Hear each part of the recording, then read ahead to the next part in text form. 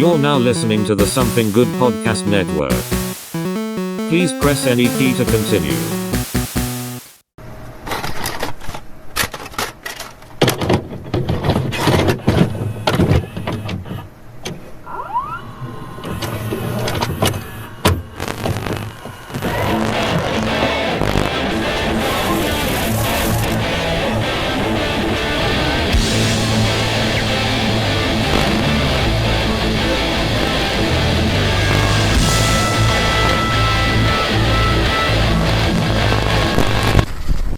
I love that too. This is TLC. Hey, look at those people there. All right, everybody, and welcome to this week's episode of the Couch Potatoes. I'm Alex. And Morrison. And your watch does not deceive you. It is not anywhere near May, but our news topics today are going to be very Star Wars centric because as we speak, literally right as we're speaking right now, Star Wars Celebration is going on. So we've got a whole bunch of that to talk about, including for the main topic, us discussing the recent 6-episode season. There's enough S's in there of South Park. Yeah. Literally, my producer, editor brain later on was just like, ooh, that's going to be grating because it's already grating raw in the headphones. Yeah, the fucking celebration of Star Wars in April. Yeah. Well, like I said, we'll get to that though. But once again, we are recording this at the fun time of 12:21 in the morning. And you know what? Happy Easter, folks, if you're listening. Yes, 20 minutes into Easter. And but the weird thing is, man, is I think I'm kind of liking these late night podcasts. Like it kind of keeps it a little bit more chill. You know, I feel like maybe sometimes in the afternoon, both of us are just like bubbling with so many different things we're trying to talk about that it just turns into like chaos. This one, now that it's so late at night, we're a little bit more beat down from the day. You're just waking up. Yeah, there's no panic in your eyes when I rip the mirror off the bathroom wall and start doing some fucking yeo. No. Everything is really calm, cool, and collected. So, yeah, man, rip that mirror off. Fuck the establishment. Fuck this apartment. But have you gotten accustomed to third shift lately? Oh, it doesn't take long to get accustomed to that. And as soon as you like see light, you're just like, fuck, I need to be asleep. So you're already slowly turning into a vampire. Yep. I'm gonna start taking vitamin D pills. I can't get enough sunlight. Man, I've been having to do more of these. Our store is now staying open until 11 at certain locations when it used to only stay up until 10. And I don't know, man. For some reason, that extra hour, I feel it 2 days in a row is starting to kill me. Are you still going in at 2? 4. Oh, well, that sucks. That's 7 hours a day. Not even 8. Fuck that noise. I've been like, nah, bro, you're going to be 8 hours. I'm coming in at 3 or you don't fucking call me. Nah, man, if I'm working a job full time, it better be fucking 8 hours or at least fucking 10. Yeah, and most days it's anywhere between, I'd say 7 to 10, you know, just depending on what kind of shift you wind up getting. Most of the time it's 8 though. And it's not that big of a deal, but it's still one of those where it's like, at least right now, the ends do not justify the means for us to stay open that hour later. Like that's something I don't miss from fucking food service with the pickup shifts. Hey, could you come in from 3? You can leave after dinner service. I'm like, 3 to 8? Get the fuck out of here. No, I'm going to stay till the end. What the fuck? 5-hour day. Yeah, why the fuck not? I'm not a teen in high school. Working a full shift. Yeah, so that's changing in North Carolina. What is? The hours are students can go to work. Yeah, they're changing it to where if it's amenable by the parents, they can work more hours as long as they keep their grades up. Okay, so like when we were kids, it was 10 o'clock. You couldn't work past 9:30, 9:45, and you had to be within a distance of 10 o'clock. Right, and that was acceptable. Now, if you got permission, work as long as you fucking want to. Well, I think South Park even kind of covered that one a little bit. Yeah. Well, without further ado, let's go ahead and move on over and let's talk about some news.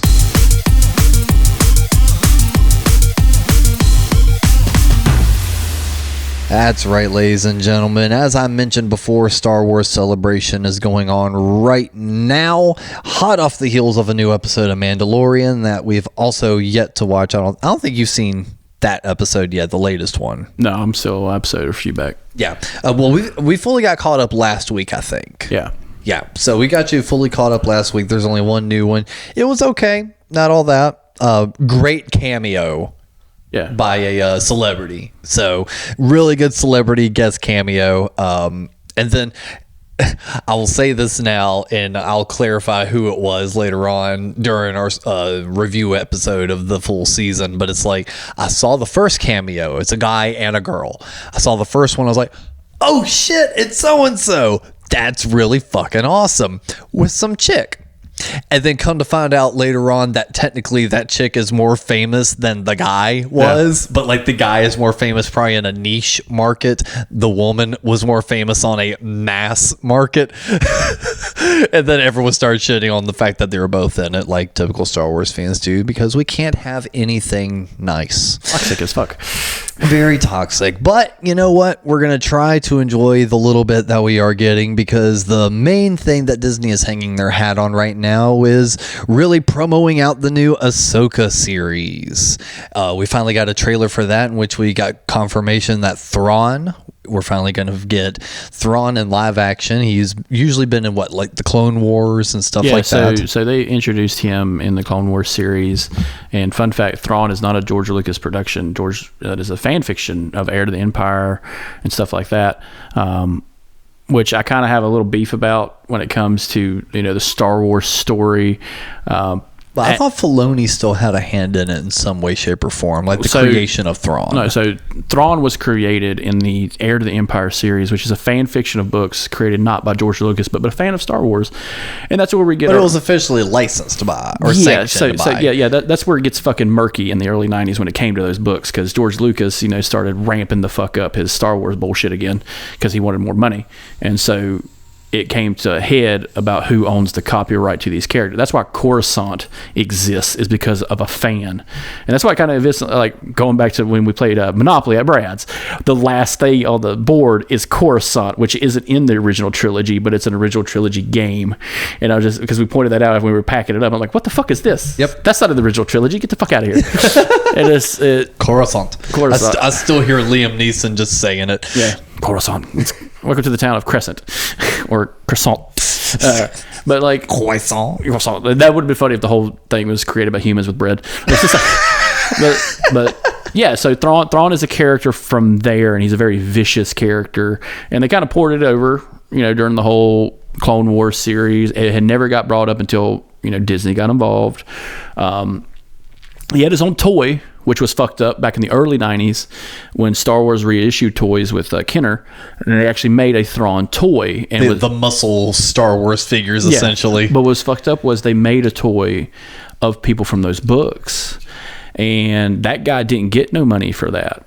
He had, he got a little bit for those books from the books he sold, but basically he got a cease and desist and a kick in the ass.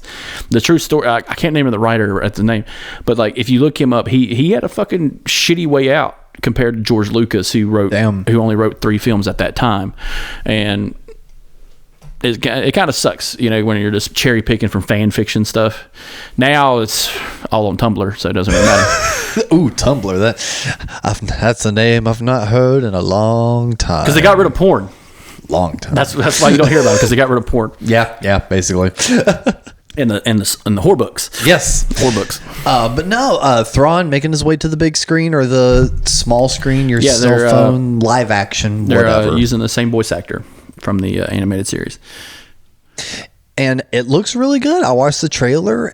They're really hinging on the fact that Asoka is a Jedi. Yeah. Which is maybe a fact that maybe doesn't fully resonate with people right now, I don't think. Like, even though like the fans were very excited to see her show up in, the Mandalorian season before everything else, I don't think it fully clicked with them that like, no, she's a full-fledged Jedi. She's not a Force user with a lightsaber. She is a Jedi. And I'm honestly excited to see actual Jedis on screen again. Because think about it.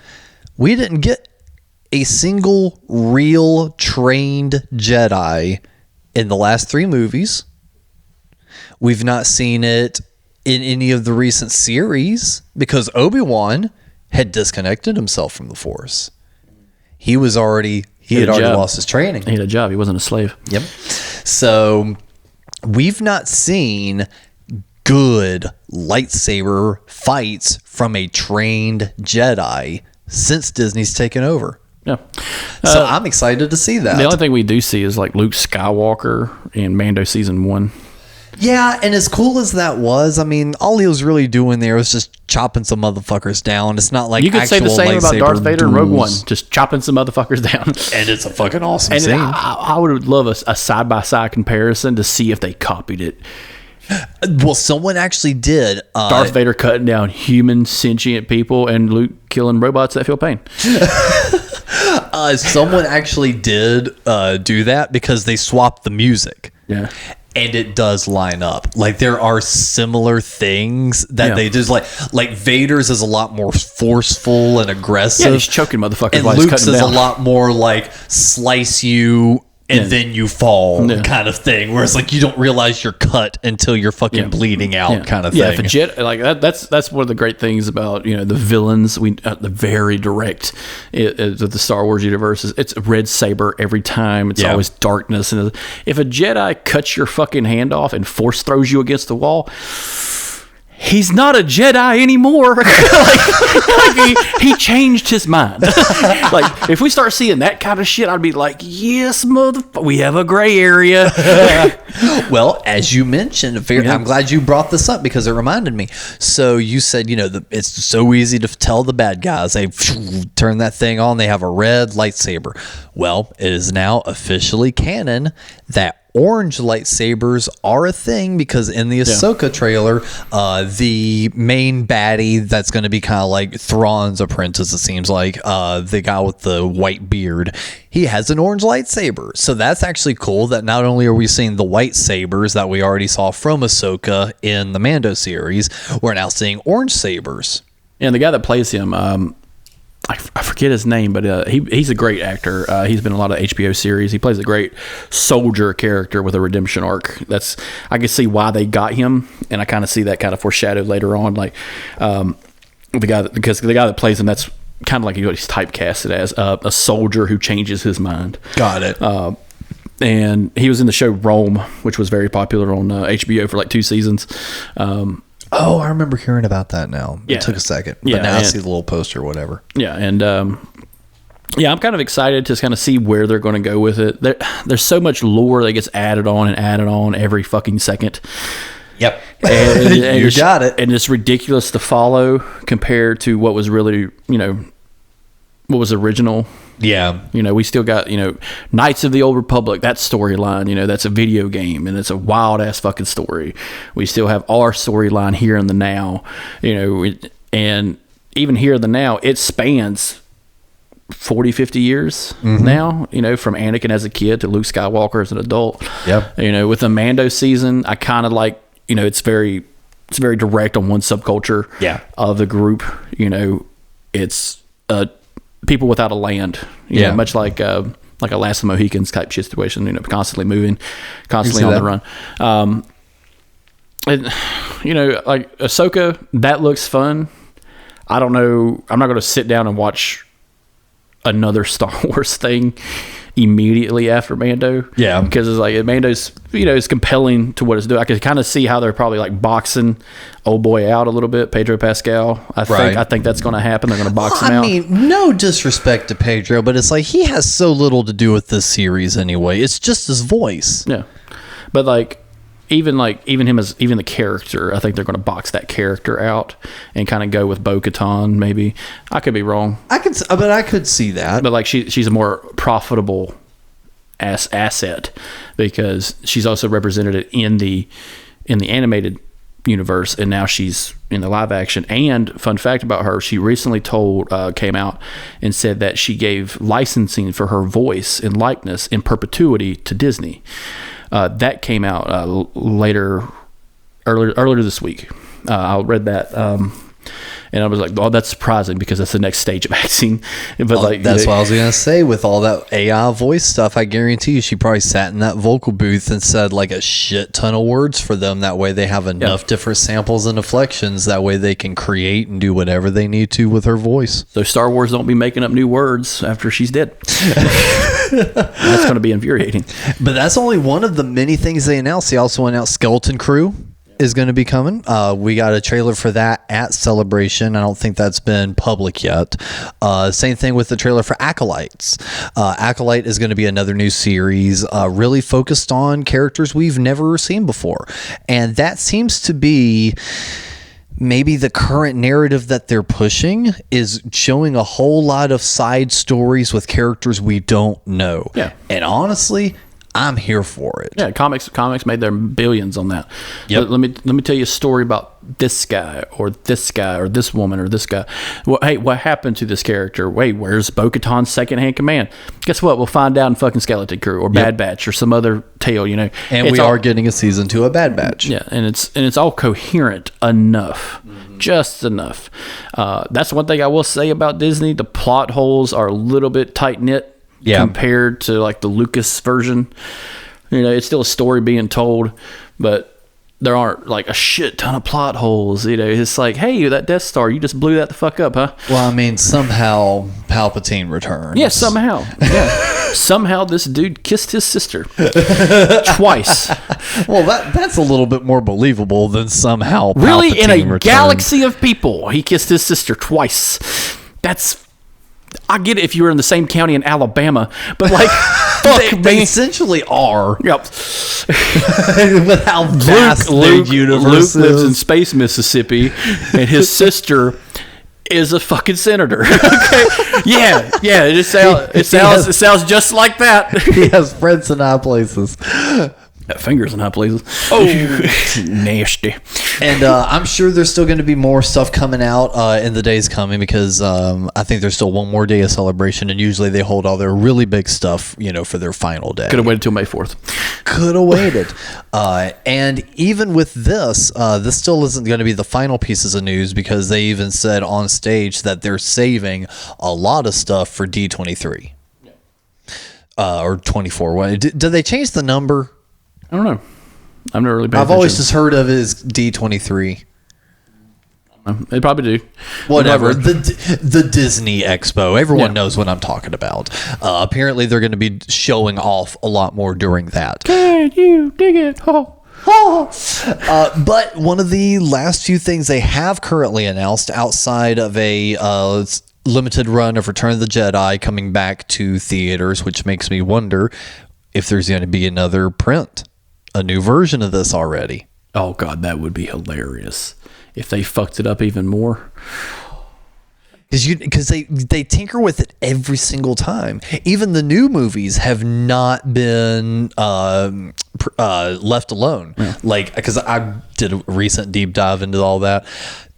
Literally, the difference between the DVD, the DVD and the Blu-ray version of Episode 3 is during Order 66.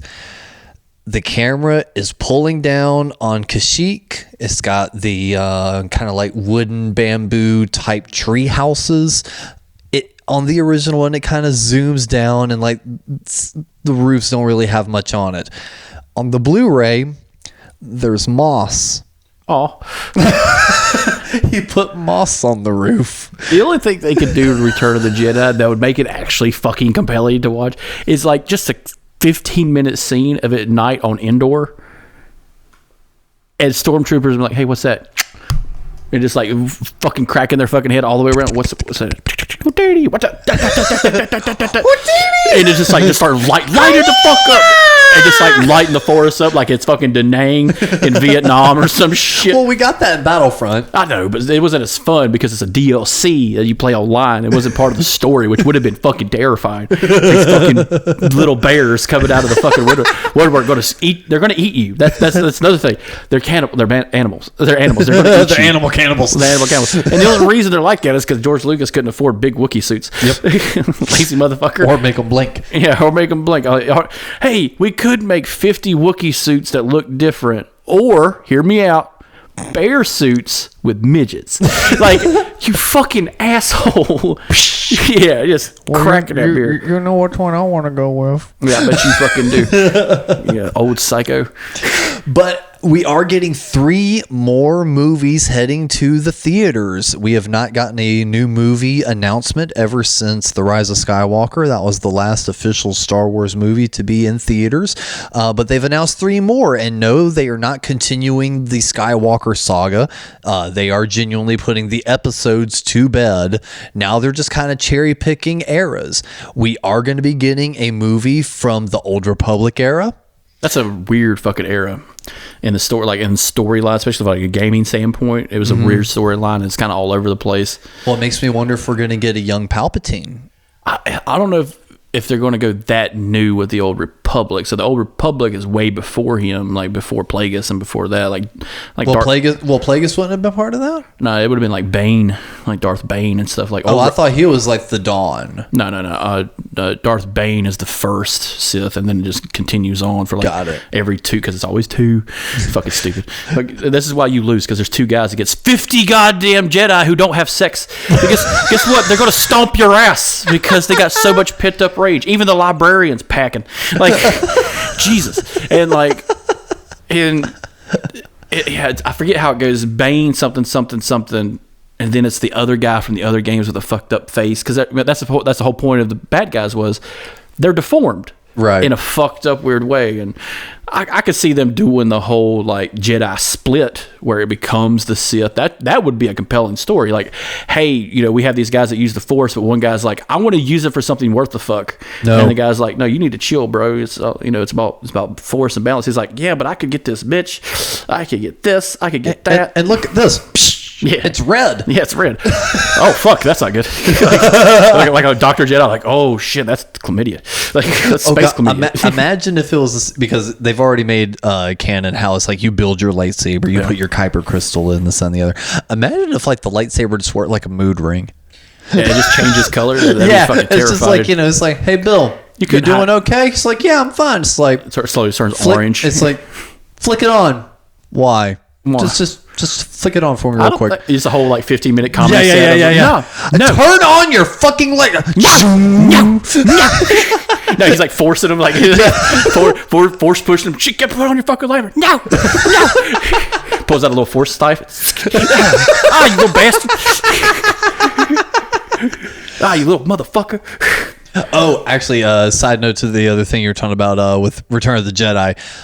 What if at the very end? Okay, because it's always been the end of Return of the Jedi they keep fucking with, because they added Hayden Christensen in as the Force Ghost. Yeah. They added Coruscant and like all those older prequel planets at the very end. Changed the song, all that. Okay, they've messed with the ending so many times. What if at the very end, that scene where like you see Han like kind of half-ass clapping and Billy D. Williams in the background like all that shit? If they just added in Baby Yoda dancing in the corner. Oh, I thought you were going to go with like the Force Ghost of like actual Vader, like full Vader. Like, what's up? This is actually how I'm going to look in the afterlife, full monster robot. No, this is where Baby Yoda's been hiding out. Right before Endor the whole time. Yeah, the Empire just happened to show up. He's like, hey, what the fuck are you doing here? But so a Old Republic movie. We're also going to get a movie set a handful of years after Rise of Skywalker, and Daisy Ridley has been confirmed to return as Rey. Which all I have to say to that is Disney does have a lot of money. Yeah. Holy shit. Daisy Ridley, along with John Boyega, were so outward about being like, no. We did our 3 movies. Yeah. We're not coming back. This was a horrible experience. Never again. All of a sudden, you see Daisy Ridley, everyone. She's coming out on stage waving to everyone. Oh my God, it's so glad to be back. The only thing I hope they do with her, story-wise, I don't really care.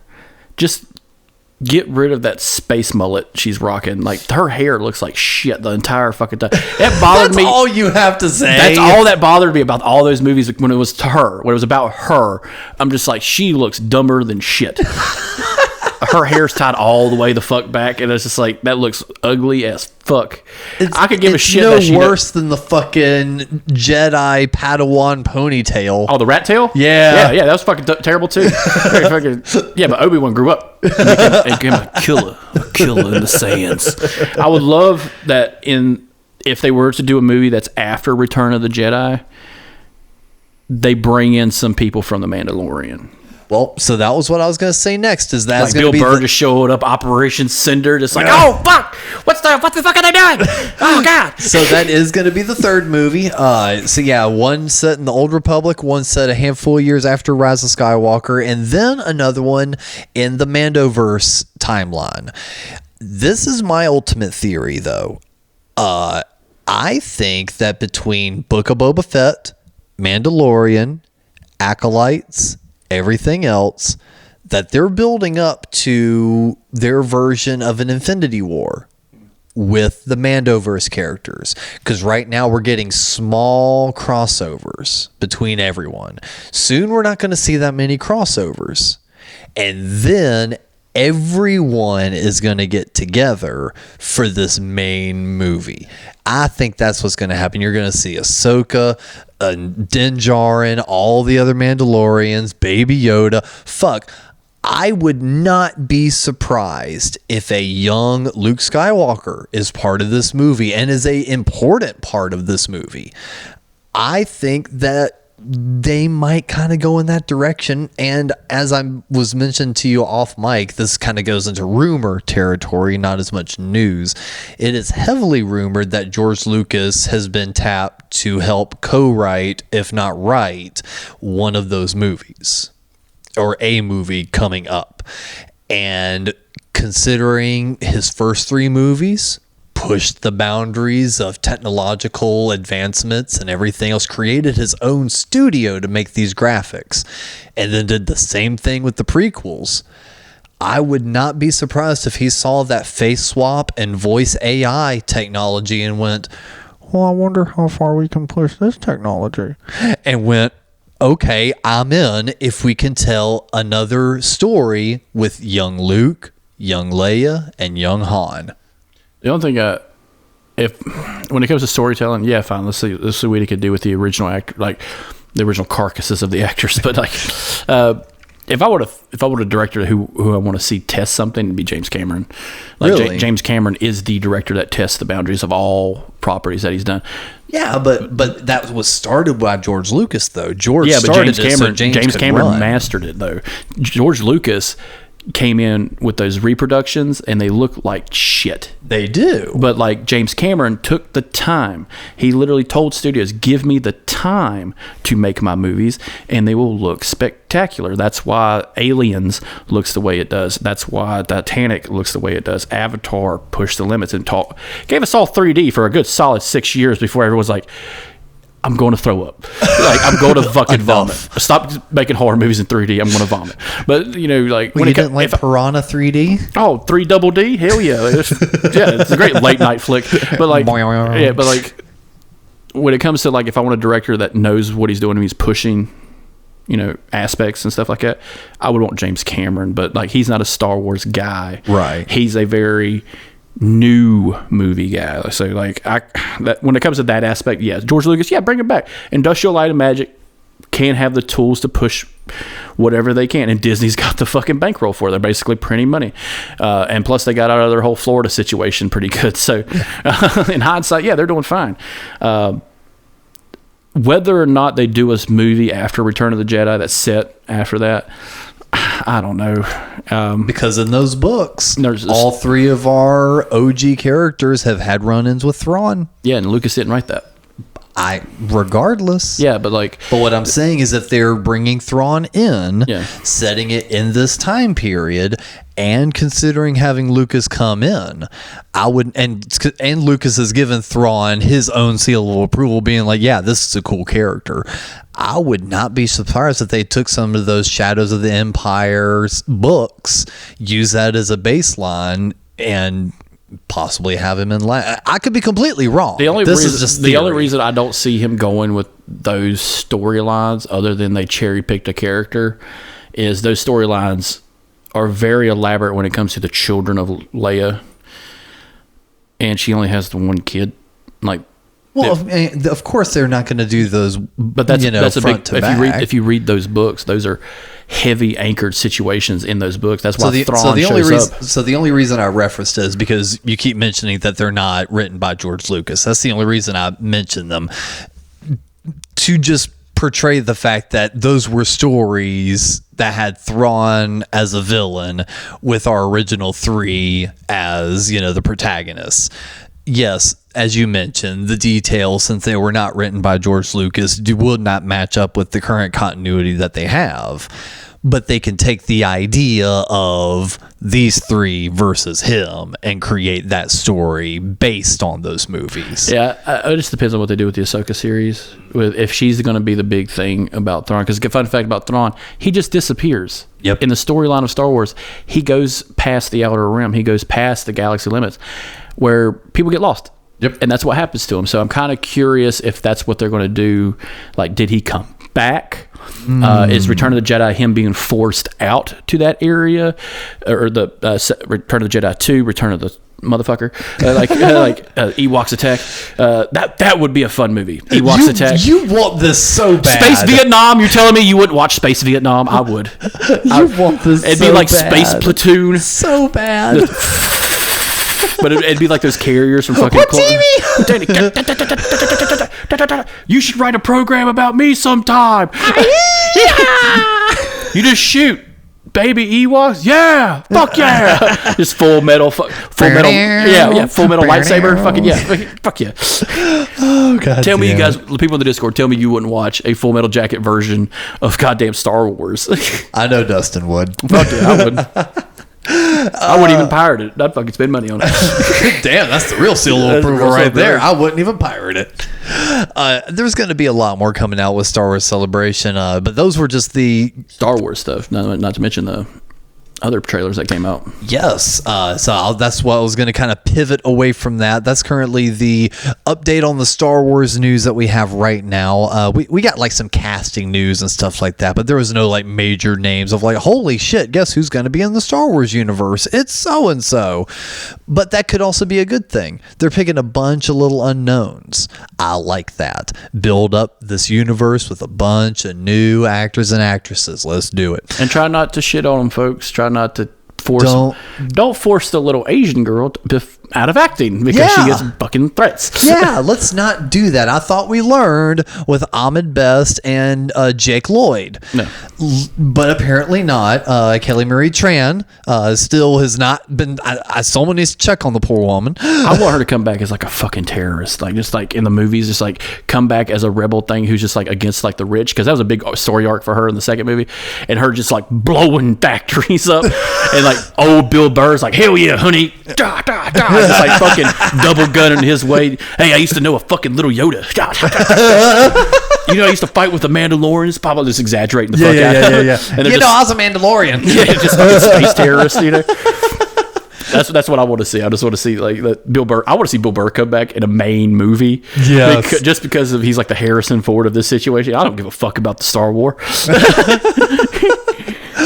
And he's such a big part of it now, and it's so fucked up that guy is the guy, because like even in interviews, like I'm just going off a tangent real quick, but like even in interviews like Jimmy Kimmel and fucking Conan, he's just like, before he was in Star Wars, so fucking stupid, he hated Star Wars, he's like, get the fuck out of here, watch something else. Well, you know, it's just a Western, and then he gets up in it, and it's just like, you're the most pivotal part of the story in a lot of episodes. He's like, well, you know, it's actually pretty good. It's a pretty good show. It's pretty good. Pretty good. Watch it because I'm in it. Yeah, basically. Yeah. But during all that, Lucasfilm did drop another trailer. We got the trailer for Indiana Jones and the Return of Nazis. I did not watch the trailer. Yep. So like, if you watch any Indiana Jones movies, it's always Nazis. It's always the Nazis. But they got one of the greatest actors to play a Nazi. Mads Mikkelsen will be a Jedi, who also a Jedi, or not a Jedi. That would be kind of kick ass. It's like the Force is with you. 9. But no, he Mads Mikkelsen is the father of the guy who created the Death Star in Rogue One. That's Mads Mikkelsen. Okay, shit. And he'll be in the new Indiana Jones movie. They're doing a lot of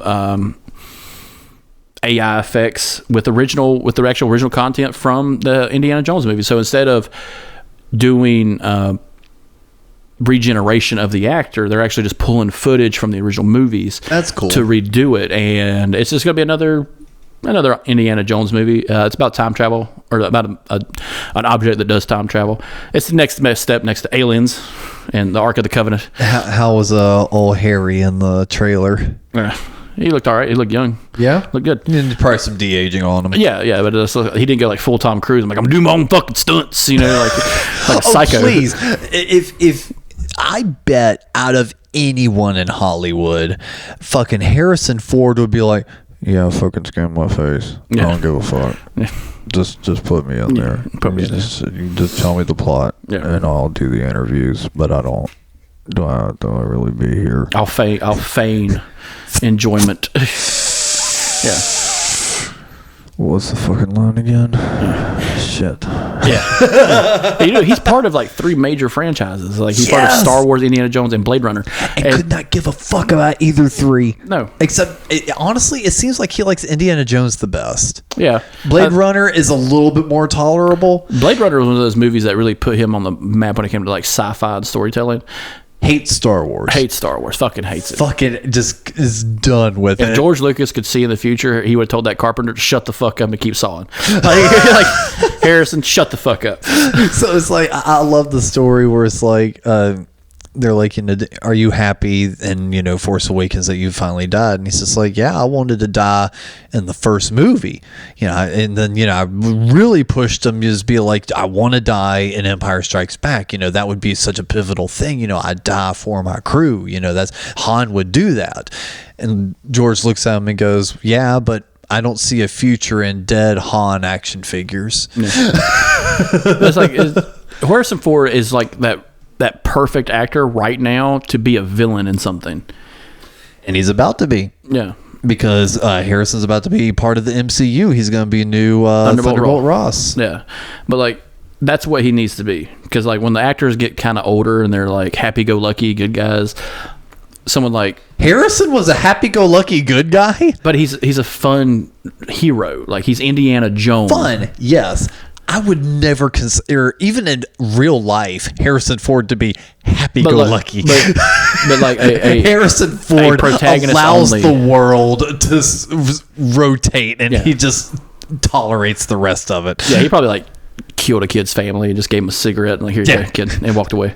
But like, no one's gonna believe you, and walks away. Yeah. But like he's that protagonist every time. Like, I don't know if you've ever seen any of his other movies. He's always a protagonist. He's never a villain.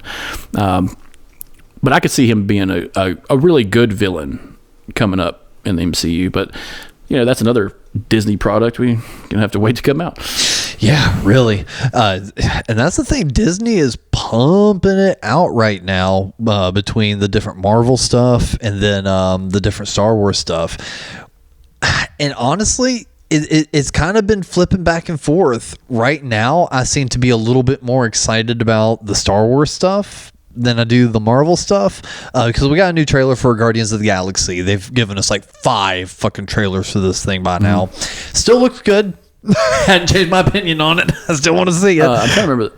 I'm trying to remember the song that was played in the newest trailer. It was a Heart song, wasn't it? Possibly. Crazy on You. I think it was Crazy on You. Yeah, so that's what I really look forward to, the Guardians of the Galaxy, the fucking soundtrack. Honestly, Guardians looks really good.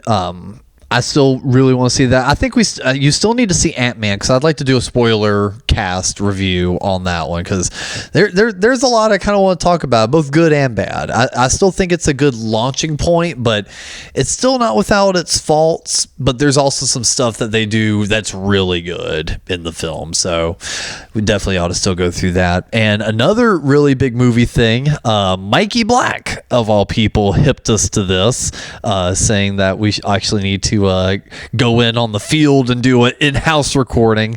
But Lord of the Rings is celebrating their 20th anniversary. Return of the King. Yes, and apparently they're doing like this. Yeah, the runtime listed for Return of the King is at 260 minutes. Yeah. For one movie. Yes. Holy shit. Yeah. It's an epic fantasy that's probably in all aspects. It was probably 9 hours long in the original cut. Like if you talk to like Lord of the Rings fans, they will tell you like the unrated director's cut of the original Lord of the Rings is about 9 to 10 hours. It's a fucking sit down. And so would be Star Wars if you left all that shit in. So like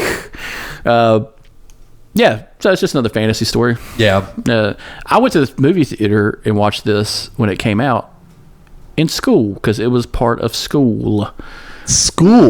Our teachers took us, the entire 8th grade, took us to the movie theater in our hometown, which is no longer available, to watch fucking Return of the King. I had only saw Two Towers before that.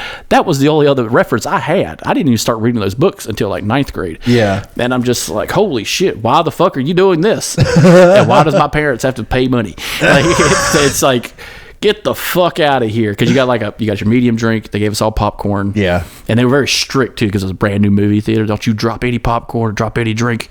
And like as soon as I sat down, this kid came and hit my popcorn and it went on the ground. And I just stood up and punched him in the face. And it was just like, she said no popcorn on the floor. It said no blood on that popcorn, did they? But they were just like immediately just like, all right, shut the fuck up and sit down. Well, if folks want to check that out, it's going to be back in theaters April 13th. Check your local Fandango app or whatever the fuck you use and see if there's tickets around that area. Google works just like Fandango. I don't know why people have used it. Fuck Google. Keep saying that out loud and your fucking phone's going to explode. It's GoDaddy all the way. Yeah, it's GoDaddy. Ask Jeeves. Ask Jeeves. Hey, you want to ask a butler to Google shit for you? That's basically what that website was. It's Google for rich people. It's just like if a butler going to ask me to do this. It's about as informative as Yahoo Answers, which is just a chaos forum worse than 4chan. Hey, how do I stop this toilet from overflowing? Have you thought about telling the Jews? And it's just like, God damn it, dude! Like, what? Downvote. Dislike. This was not helpful. No, this answer is not helpful. 0 fucking stars, motherfucker, on helpfulness. Well, I don't have any more news segments because this week was just full of like the hype leading up to Star Wars, and it just kind of felt like everyone else was just like, yeah, we're not going to try doing anything right now. People are going to be just talking about this. I don't know if it's newsworthy for here more than just an interesting fact, but wildlife attacks have gone up like 200% across the nation because we're encroaching on their environments. So if you're in Florida, watch out for gators. If you're in North Carolina, watch out for bears and deer. Kill them. Mm-hmm. They need to get got.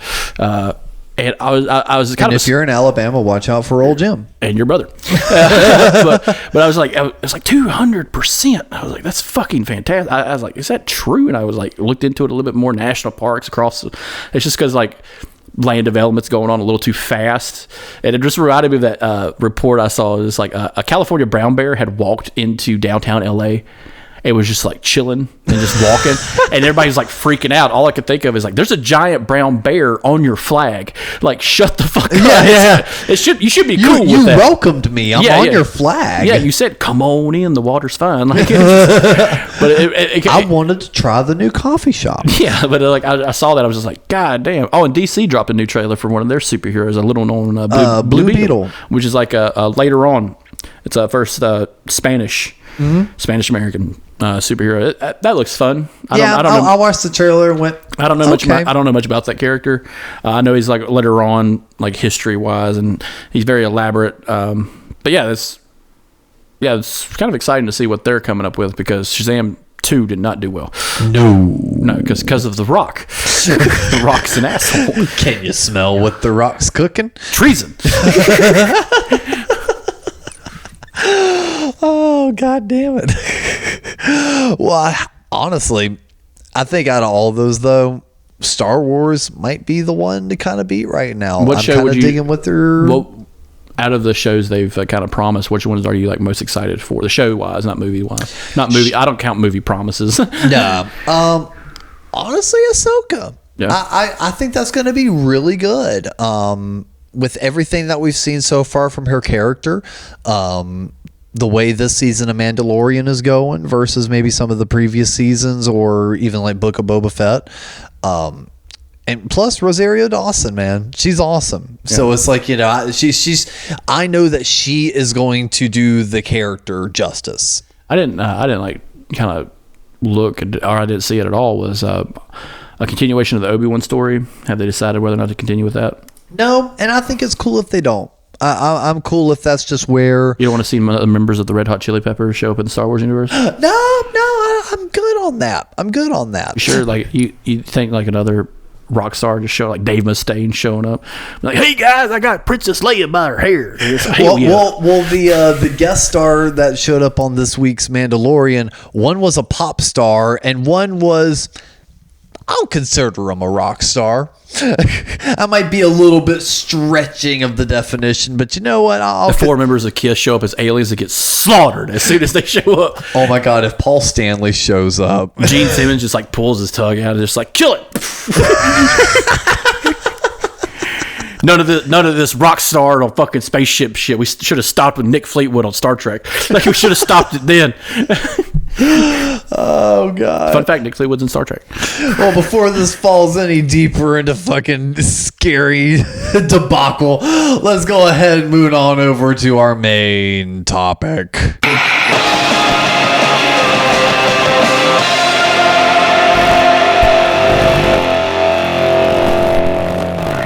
Damn it, Kenny. You don't die every episode, but you're only giving us 6 now. Sucks.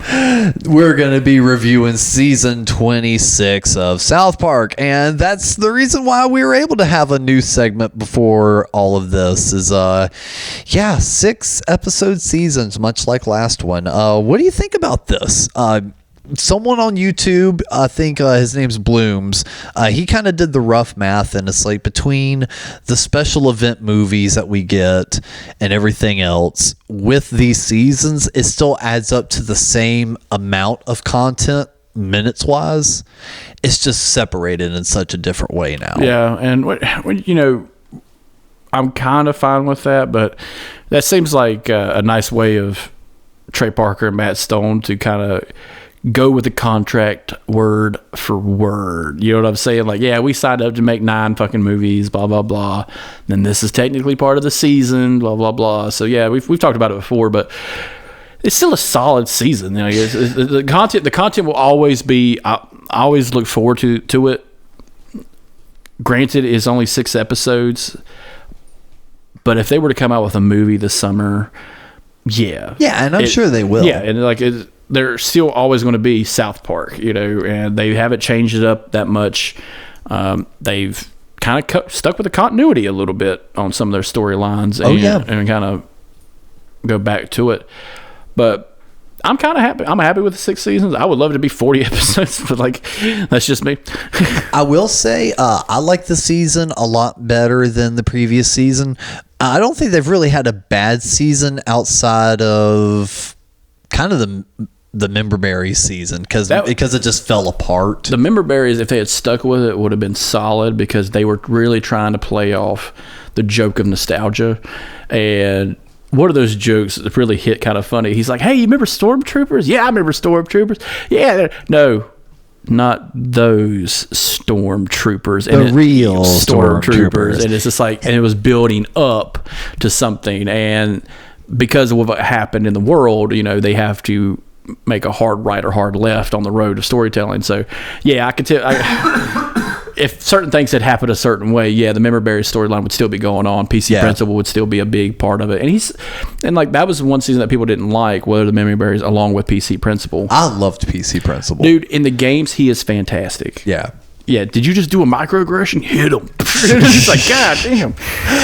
But I thought this was a really solid season. I will say overall, one thing I've noticed, and I don't know what it is, and I try really hard to not fall into this rabbit hole because there's very few South Park communities online, but one of the thriving ones is on Reddit. And if you think Marvel and Star Wars have their theories of like what goes on internally and what's happening and this, that, and the other, dude, it's just as bad in South Park land. Motherfuckers all day long. Are Matt and Trey still actually friends? Are they fighting? Or is blah blah blah blah, like all this stuff. Oh, you don't hear Trey's or no Matt's voices so much on there. Everything's been written by Trey, or the vice versa. So there's always this big back and forth on if the two are really writing the episodes as much as they say they are. And one of the things now with this season that makes me kind of question is there's a lot more gags. They used to very much be against writing a joke in an episode where it's the dialogue and the scenario creates the joke, not the gag creates the joke.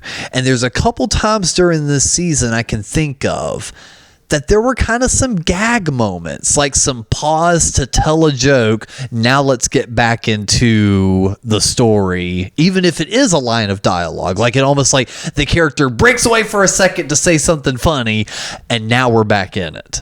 It's not bad, but I've started to notice it because South Park usually doesn't. I think they're just trying to do something new. Every comedian changes it up just a little bit. Like a good example is Dave Chappelle. Dave Chappelle used to be slapstick fucking funny. Yeah. Dave Chappelle now is situational comedy funny, and it's very real life funny. Yeah, and it's very different from what he used to do. So I can imagine them doing 20 plus years of this. They probably wanted to change it up. Like, can we do some actual jokes? Yeah. Like, I get it. We're going off the. And plus, you're talking to people who are going a little as far as they can toward being canceled. That's something they've played with for 20 years, and that's what they're going to be doing for the next 20 years. But like that's what they've been doing. So I can imagine them changing it up just a little bit, just to get rid of the monotony of it. It's just like, oh, we did it. We used to do it back in the early 2000s and late 90s with showing gratuitous violence. And then it became like between like season 10 and season 15 to 16, it was the gratuitous grossness. Yeah, it was grossness or who can we offend? And then from 16 to now, it's very surrealism almost. Yeah, it's like the art's matching reality. The reality can't keep up to the art anymore. And it's kind of visceral in a weird way, and I could see them. It's like, all right, guys, this is still a fucking cartoon show. Like, let's. I can imagine the panic attacks they're having because, like, when they're going in the office 6 days to air, on that third day, they're just like, hey, did you see what happened in the news? No, don't tell me the fucking news. God damn it! Don't tell me what happened. We've got to focus on and this. I think that go to the Trey Parker Matt Stone thing. Yeah, they're probably not getting out as much because they have to focus on those 6 days to air. Even with the movie, for all I know, they have another game planned that they're not telling anybody about, which would be fantastic. I think that's actually true. Yeah, because I remember Trey Parker doing an interview. He's like, you know how long it took me to come up with Fractured But Whole? The title. He's talking about just the title. He's like, it took them forever to come up with that. And finally he did. And it's a fantastic title. But like, I could see them like doing that again, because at the end of the day, it's still about 4 kids in Fantasyland who can do whatever they want. But no, out of the 6 episodes, Matt Stone only wrote 1. Yeah. So it's like that's kind of where people are leading. It's like, is Matt really not really part of the process as much? His voice characters really don't get as many lines anymore. I bet if you were to go to look at the IMDb list of Trey Parker and Matt Stone on written credits, one is going to have a lot more than the other one. Trey has always had more anyway. But that's just a writing credit. Written by and directed by. Yeah, and it's just like, these guys are grown-ass men. They have other lives. Yeah, Matt Stone's going to show up and do the voices, and he's going to have input, but having input doesn't make you the writer. It doesn't make you the director. It just makes you another voice actor. So, same with Trey Parker. Hey, why did Trey Parker not write this one? Because he's the voice. Yeah. There are trade-offs to this. It's like maybe Trey Parker has more time on his hands.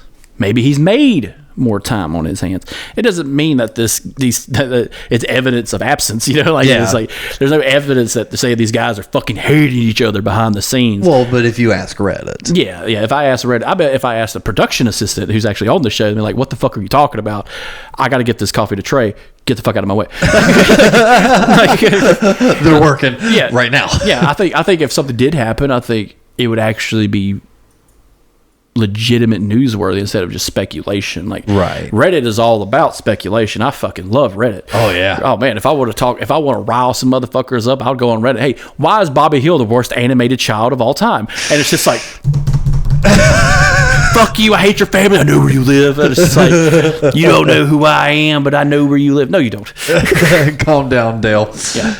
But the only episode that Matt wrote is the debut episode for this season, Cupid Yee. God, that was a fun one. I did not see the turn that quickly. Really? Yeah, it's only 30 minutes, but there's a turn.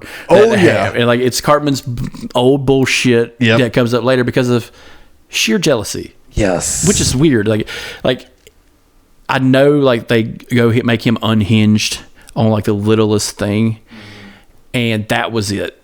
Yep. The kid I hate, my friend, is spending too much time with Tolkien. Objectively, these two people should be the most hated people by Cartman. Yep. Tolkien and Cal. Yeah, you gotta say it like that. Cal. And the great thing about this one too is they actually created a real TikTok page to play the videos that they made for the episode. But yeah, they got their finger on the pulse of America, man. They're keeping up. But yeah, Kyle and Tolkien, they were making TikToks every day. Cartman, very upset about it. And Cupid Me makes a return, but then you find out that Cupid Me did not take his meds, and now he is Cupid Yee, and is feeding Cartman all these anti-Semitic things, and that Kyle runs Hollywood, and they then proceed to go and parody everything Kanye did before he watched 21 Jump Street. So going into that, this is a great allegory. That's what the last, I would say the last 10 seasons of South Park is an allegory to reality. Was, hey, I got a popular figure who's spreading rumors about a group of people, and then it catches fire. And that is exactly what happened with Kanye West. He went into his own community and spread this, and it went like wildfire. Because I remember the people talking about, when he was on Alex Jones, and people mainly in the black community being like, well, maybe he's right. I'm just like, oh, fuck. Jesus Christ. That is the last thing we fucking need. Yeah. Is a whole, culture war over some shit this dumbass said. Now maybe they need to watch 21 Jump Street. I guess. I love Seth Rogen's response to that. He's like, I only wrote one joke. God damn it, but that was a good movie. I loved his response. It was fucking fantastic. He's like, what do you think about Jonah Hill? I'm like, he's like, I feel for Jonah Hill. I wrote a joke for that movie. He's just like, fuck me, man. Hey, if it works, it works. That's what he said. Whatever it takes. Whatever it takes. But what was really funny on this too is they perfectly parodied Kanye's outfit that he was going on to different newscasts wearing, and full covered face and everything. And in the universe of South Park, it was Cartman did this to hide his identity. So, to pretend that he was someone super famous so he could spread the word. That's what it was. And the great thing about Cartman is in the show itself is how subtle it starts. Hey, how can I get people to turn on one person, or in this case, a group of people, and how easy it is. Create suspicion, create mischief, and go from there. And that's what Cartman's known for in the series. And allegorical storytelling wise, he's the perfect conduit for that. And like, if anyone's going to get to do it, this is the perfect way to do it. Like, that's the great thing about South Park. They told a simple joke way of telling a paradoxical event with Kanye West, and this is the second time they've done it. The two highlights for me in this episode is one, when you slowly start realizing, or they slowly start peeling back the curtain, that it's like Cupid Yee is actually just Cartman's internal thoughts. And then when he's like whispering stuff, or like you see like Tolkien getting like Cupid Yee stuff all around, and then it clips to real life and it's actually Cartman like whispering shit in his ear. The other gold moment in this was when as soon as I said that, it went away. Shit, hold on. I can't remember it, but either way, the wrap up though was Cartman wrestling with himself in the hallway of school for him to take his own meds. Yep. It was kind of like the same fight he had when he was Jennifer Lopez. Yes. And then the hand just. Yeah. And that was cool. That was why they're kind of pressing the animation. He's just like little fingers. And like it turns into like a Fight Club moment when you realize Tyler Durden is Tyler Durden.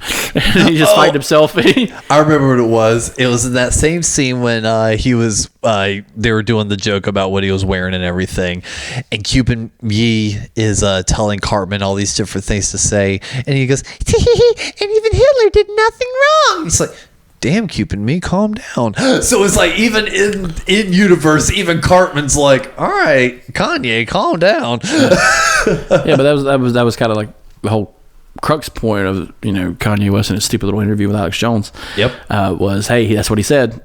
I love Hitler. Yeah, but he did nothing wrong. That's what he said. Yep. And I was just like, oh, he's off the fucking deep end. Yeah. This man has a church, people.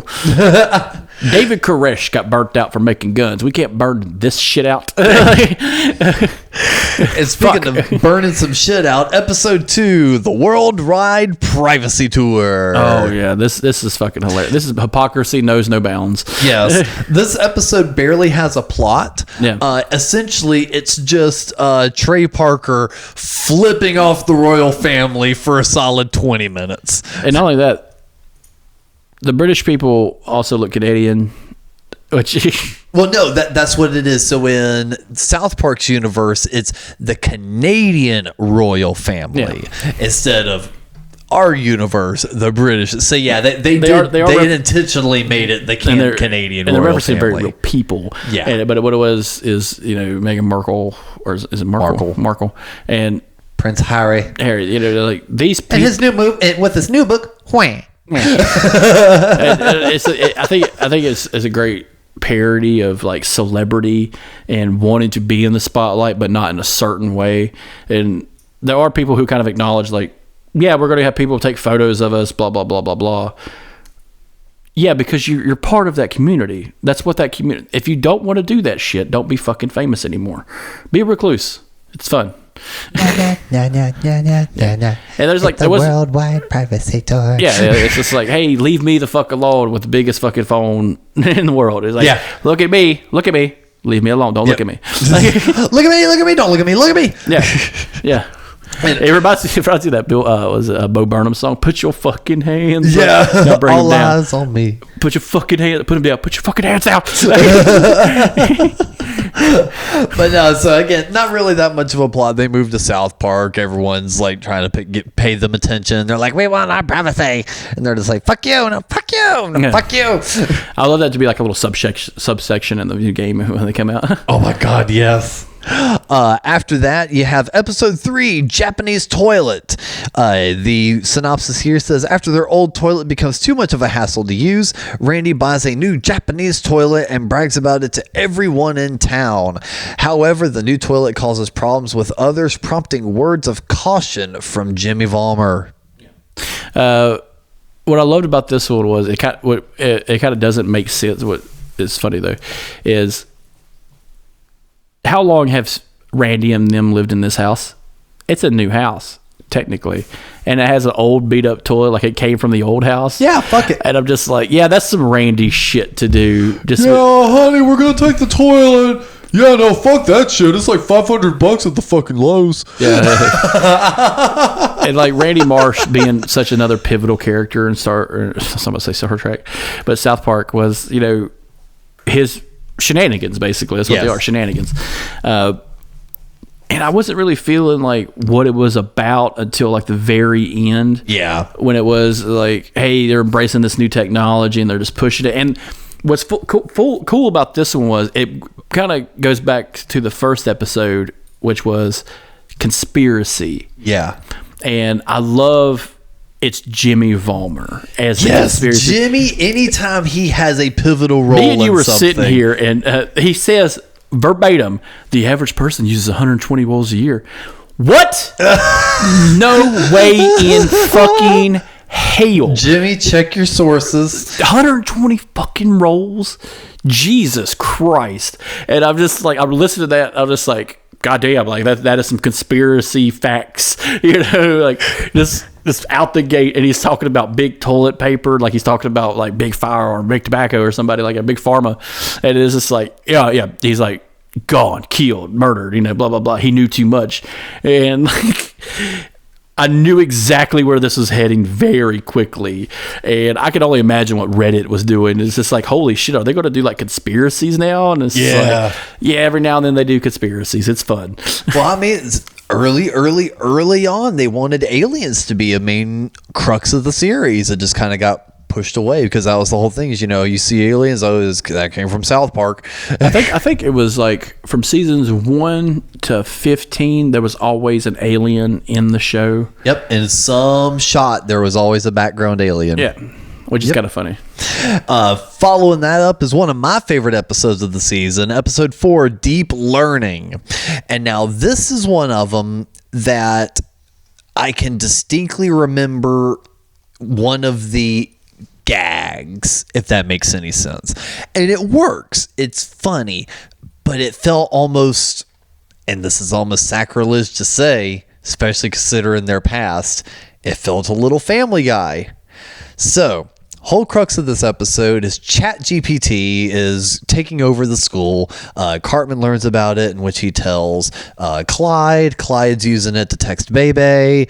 Bebe tells Wendy. Wendy gets all upset, tells Stan. Stan's like, yo, what the fuck? He's like, yeah, ChatGPT, dude. You just copy her text, say reply, it types out a new thing, send it back off. It's so fucking easy, dude. Just do it.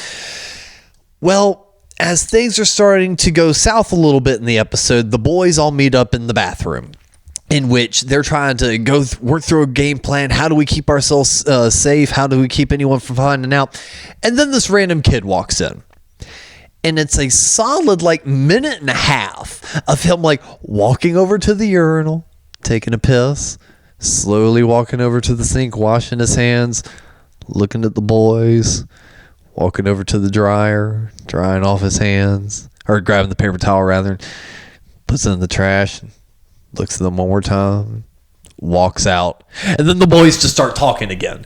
And it's funny. I'm not looking at it going, oh no, their writing is going bad, but I've never seen them pull a gag That's a like callback. that. That's a callback to Butters.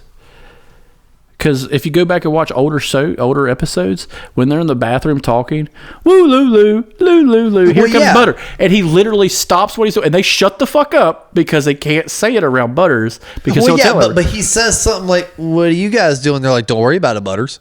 There's conversation. Yeah, but it's just a callback gag to someone new. Yeah, it's just because Butters would always show. And the funny thing about Butters is he takes everything off. Yes, he takes his pants completely off. And takes a piss and lifts his shirt up. Yes. Well, you can't get any splash on it, man. Yeah, I guess. God damn it, Butters. Loo, loo, loo. That's always going to be my fucking. Are you just an asshole? No, I'm arms and legs too. You just need loo loo loo as your text tone. Yeah, woo loo loo. Woo Lulu. And but I like this episode. It definitely goes off the rails. Yeah. Because it gets, the onion gets deeper and deeper because Layers. Yes. Because now Cartman and the other boys are using it to write these really prolific and long essays. Mr. Garrison's getting upset by it. Rick, his new lover, tells him, hey, there's this thing called Chat GPT. Why don't you use it to grade your tests? He's like, this is fucking brilliant. Oh, and by the way, thanks for all those really sweet messages you were sending me today. It just really means a lot. And you see Rick's face like, yeah, you're welcome. I think because it's one of the newest type of scandal. And fun fact about Chat GPT is you can make it do just about anything, to the point where they've literally used that same product to find copyright material within papers written by that. And I love that that's a whole new thing for kids now.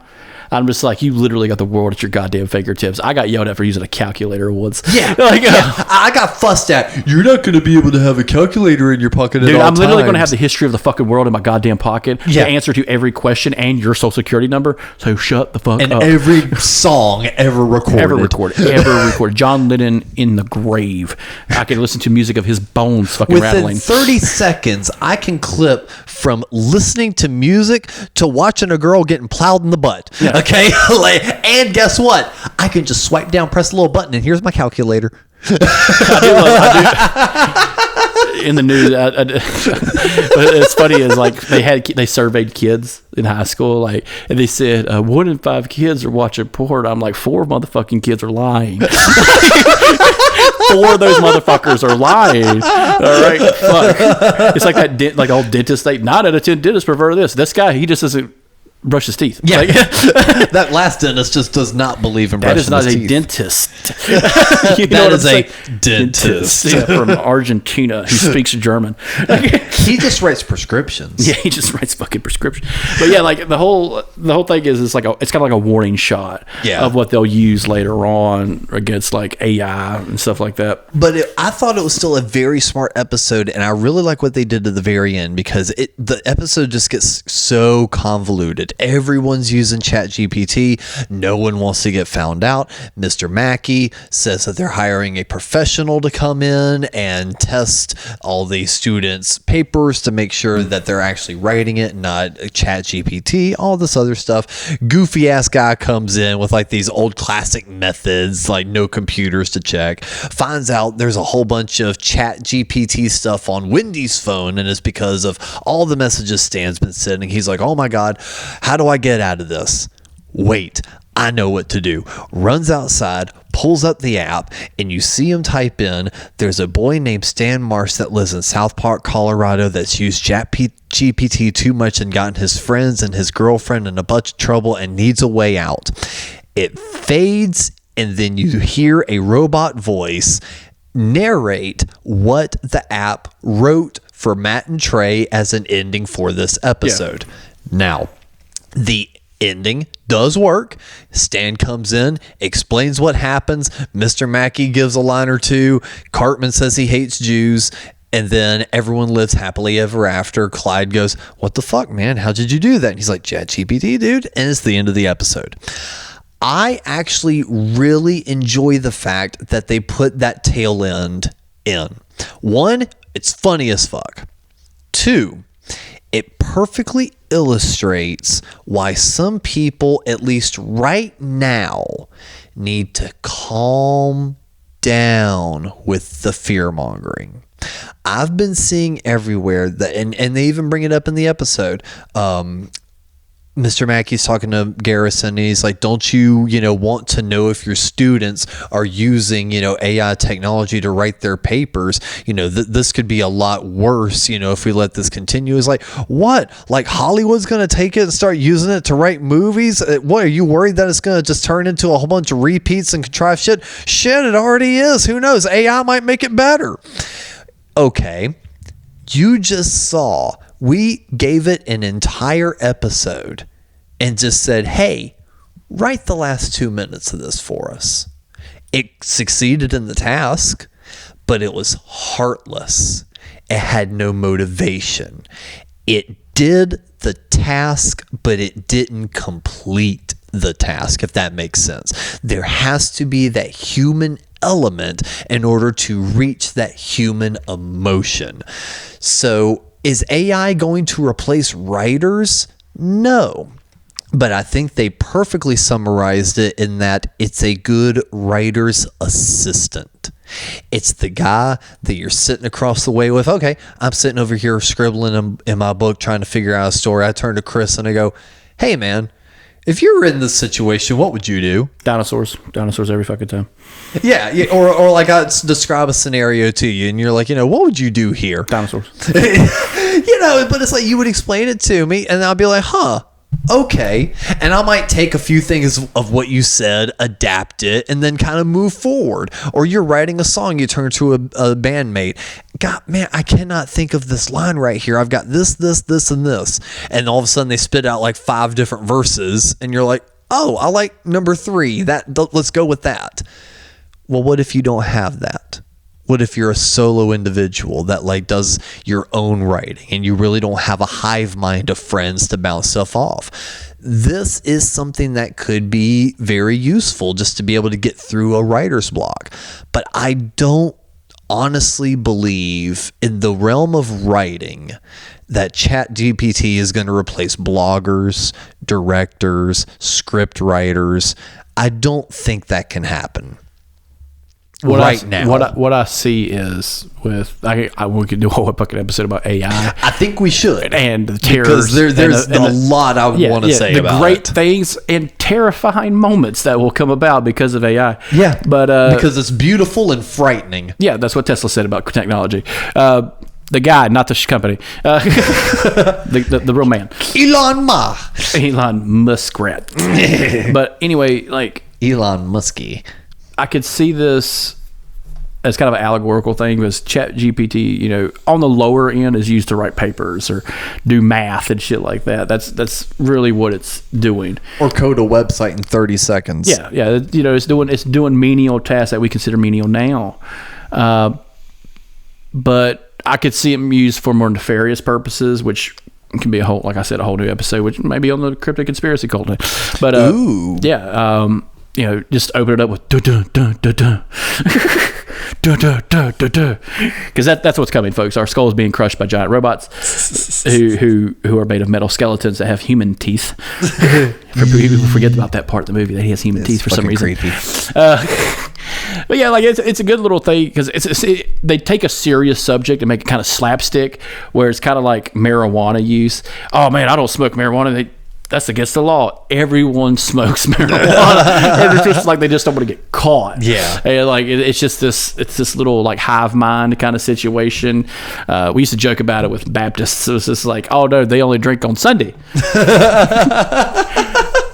You'll see a Baptist in a liquor store on Monday, but you saw him at church on Sunday. Yeah. So like it's a joke, it's this stupid little thing, and I love that kids actually have this available to kind of one up, what they've been told, because that's another thing is this could be used to increase education across the board, but I'll leave that for the AI episode. And the thing is, the reason why we hadn't done the AI episode, I've actually not used any of it yet.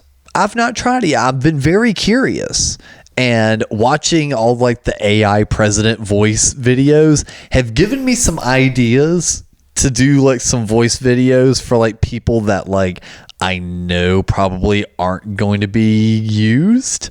So I'm kind of curious to see how I could create my own AI voices, because these particular people have a lot of examples of their voices online, and I think it would be really humorous to grab, let's say, some musicians and get them to like play video games or do AI tier lists. I think that'd be rather hilarious. So who knows, I might try adopting into that, see if I can create my own voices. I think like the biggest problem with it is it can be a tool that's overused. Yeah. So like kind of like when we're in school, I'll run it into the dirt. Yeah. But like like when we're in school, we're taught how to multiplication, how to divide. We need to be taught that, but also understand that we have a tool for it. But it's good to know that stuff. But yeah, it's comfortable to have a tool for it. Where's the square root of 50? Yeah, there is no square root of 50. Square root of 25 is 5. There's no square root of 50.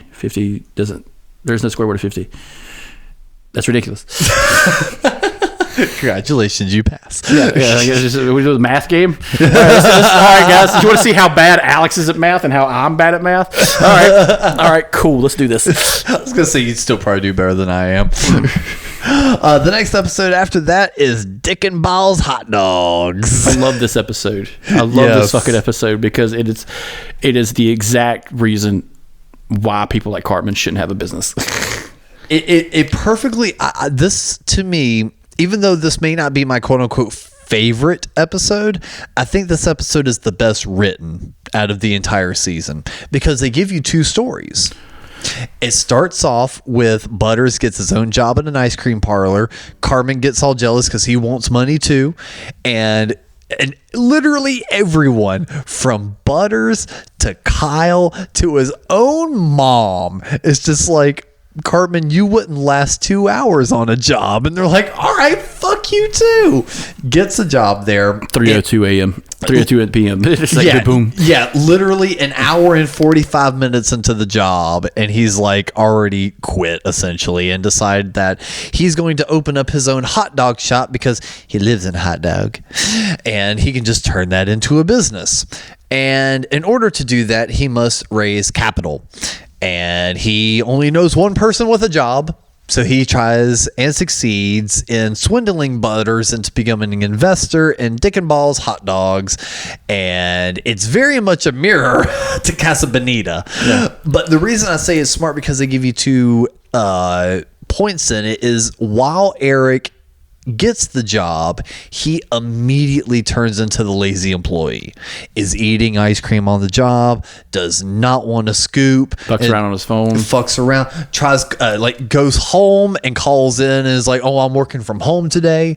And Butters is like, what the fuck do you mean, bro? We work at an ice cream shop. You can't work at home, dude. I need you here scooping. And he's just like, no, mental health day. It's a bad day for me. I got to stay home, dog. And then now the tables are turned. He has to find his own work. And now everyone else is giving him the shit. And now he feels the pain of the guy that he was initially given the shit to. And I think that's where South Park really thrives, is showing both sides of it. Being like, well, yeah, why would you work for another company if you could make all the money? Why give most of the money to this other guy if you feel like you can do it? You take all the money. But then when you need help, you're going to be hiring a bunch of people that have that same thought process that you did that made you want to start your own business. This is like the third time it's happened to him too, because Cartman used to own a Cartman Land. Yes! Cartman Land, because he's like, I'm going to be the only one who's riding the rides, and you can't do that unless someone presses the button. Then you got to hire somebody to press the button. Then you got to hire somebody to fix the goddamn roller coaster that you broke, you fat fuck. And then in order to pay for all of them, you have to start letting more people in the rides and let more people in the cars. And then it's just like, God damn it, I have to like bring in all these people just to pay these people. I'm not making money on this. And it kind of reminds me when I kind of started working in corporate, like some of the things people were saying to kind of get out of work. And like, this is the middle of COVID. Like this is straight up in the middle of that. And I'm just like, what the fuck did you just say? Like, I heard people doing like, that was the first time I ever heard of a mental health day. I was like, oh, you're just having a bad day. You could have just called it sick. Yeah. What the fuck do you mean? Like, you can't work? See, I will admit, I heard about that whole mental health day shit a couple years ago. I did immediately just kind of go, well, that's kind of some bullshit. Like, unless you got like actual mental health. And like, I'm not saying anything like people, like, if you need to get the fuck away from work, get the fuck away from work. Because you've been there too. Yeah. But do not pretend it's because, oh, you hate, like, you have a mental problem. Don't fake that shit. That shit's serious. Just say, I hate those motherfuckers. I need an extra day. I literally did that though. So it was like, I heard about that last year, and at the job I had before this one, we had a hell week. I woke up and like actually like I did like my heart started like kind of pounding really hard and like I'm not gonna go as far as say it was like panic attack, but it was like definitely like a lot of panic setting in within like 10 seconds of waking up, and I went, no, not today. I pulled out my phone. I sent my boss a message. I was like, dude, I said, I fucking can't do today. I've got to have a day. And just sent the message, turned my phone on silent, just laid the fuck back down. And it just came in the next day. He goes, have an all right mental health day. I was like, oh, that's what that was? He goes, yeah, that's what I'm categorizing it as. I was like, cool. And like that whole thing is just like, yeah, I could understand that. Like, it just call in and be like, I'm sick. Yeah. But at least I was real with him. I was like, bro, I said, I cannot do today. I was like, if you have to have me, I will be there. But if you don't have to have me today, you'll be able to continue to have me by giving me this day. Otherwise, I don't think I'm going to be showing Another back thing up. this episode points out is child labor. Yes. So, fun fact: right before this episode came out, Arkansas and a couple other southern states have rolled back their child labor laws. Yeah. And I mean roll back All the way back. Yeah. So, in Arkansas, you no longer need Arkansas. You no longer need it's not police approval, but like you can have approval to work at the age of 4. Parental. Here, when you turn 15, if your parents say you can work, but there's an investigation along with that.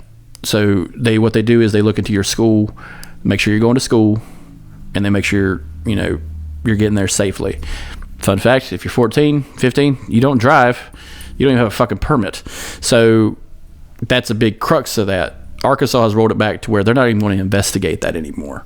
I don't think Virginia ever did. I think it was like by the time you turned 16, as long as you had parental approval, you could get a job. Yeah. So, but they're rolling it back to the age of 14. What job do you feel comfortable letting a 14-year-old do? Testing firearms. Kids have loose shoulders. They can handle a firearm. If it can work in Africa, they can do it here. Jesus. No, fun fact, in Alabama is where it became to a head was they found 12 and 13-year-old kids working night shift at Tyson chicken plants, cleaning the fucking place in Mitsubishi auto manufacturers in Alabama. So they got caught doing that shit. Mitsubishi's like, holy fuck, you were hiring kids this whole time? Bye, and like took their factory and left. So like, yeah, child labor laws are very easy to skirt. Fun fact, if you have children and once they turn I think 10, you could give them up to $6,000 tax free every year. It just gives them money. They don't have to have a job. It's a tax workaround. It's fun. Fuck the government. Wish I'd fucking known that. You think your mom would have gave you $6,000 in 1 year for tax free purposes? That for you to fuck with? For you, just you.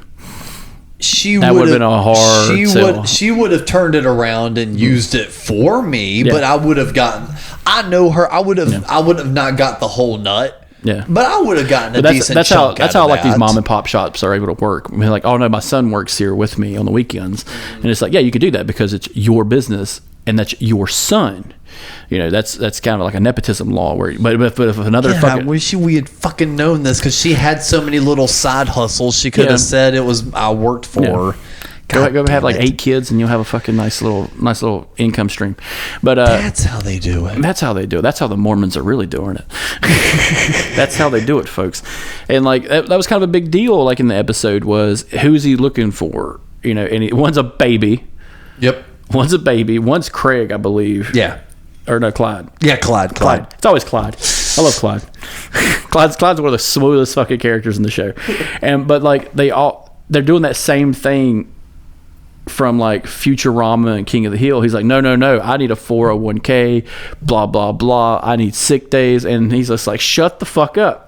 Well, there's so many really good shining moments. So it's like the entire time they're getting funding from Butters. Which, side note, how much money is this fucking ice cream shop divvying up? No, so it's not about amount of money. It's about credit Butters has. Okay. Butters makes X amount of money. The bank can assume credit and give him a credit line. And what he does is his money is being stripped from him to match the credit. The problem is the credit gets too high. He's stripped of all his money and earnings, and that's why his parents yell at him about going to gay bars. Where's your fucking money, Butters? Well, yeah, because that's what I was thinking, because it's like it seemed like they drained his account, and then by the end of it, you hear that he made his money back. Yeah, so what he did was, in small business, you can get a credit line, depending on what you look like. But so they took Butters, who has a job, who has income, gave him a line of credit. Cartman extends that to the hilt. All right. Butters, seeing the value of the house, the hot dog stand, now that it has all this little stuff out of it, it does have an intrinsic value. So what he does is he sells it to an investor for a profit. Yeah, that's after he made his money back. Yeah, so that's what pisses off. If you look at the face of the banker at the end, he's like, what are you doing? He's like, well, we're just going to extend your line of credit and we can do this. And it's like, no, I got a foreign investor to invest. He's like, what? And the bank guy, he's like, you did what? And he gets angry. Yeah, I was gonna say you're kind of jumping toward the end, because I was gonna say at first they're just like socking away all this or spending all this money, and it's only on the physical. Yeah, they're like updating the outside, all this shit, still not doing anything for setting it up. Yeah. Finally, Butters is like, open this fucking place up, goddamn it! Hire some people, and they're trying to get jobs, and they're like sitting on the bench, and it's just like, hey, skater dude, you want to work You want to work for us for minimum wage? And he's like, fuck no. Just keep skating off. But then old homeboy with the red mustache, took our jobs guy, comes rolling on up. He's like, thanks to Biden, he done shut down my factory and took my job. Then I got me a job down there at the Waffle House, and they told me I had to be more inclusive, and then they took my job, so I need a new job. They're like, well, sir, it looks like we are happy to hire you. Yes, absolutely, right away. And he's like, okay, now I do need to work from home. That's